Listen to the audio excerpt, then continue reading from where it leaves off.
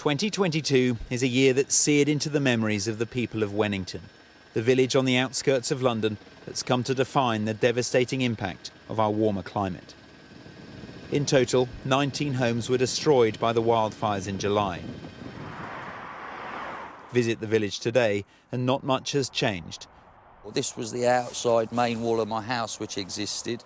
Shane Turner is one of those who lost everything and is now trying to rebuild his house, knowing the same could happen again. It does worry me, yeah, and hence the reason that you take the steps that you do.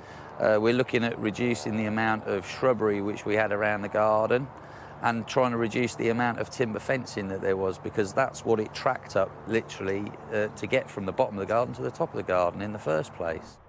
It's thought the fire here began after a compost heap spontaneously combusted, the same day the UK saw its hottest temperature ever of 40.3 degrees Celsius.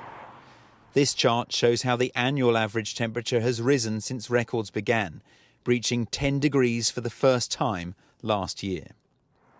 What happened here was clearly unprecedented, but the fear is the conditions that led to it are now going to be much more frequent. Under a natural climate, without the burning of fossil fuels, an exceptionally warm year would have been expected once every 500 years. But now the Met Office says it's likely every 3 to 4 years. Well, I started doing research on climate change in the mid-late 90s. So back then we knew that the climate was warming, but the kind of records we've seen being broken since then, it's something that, yes, indeed, it surprised me.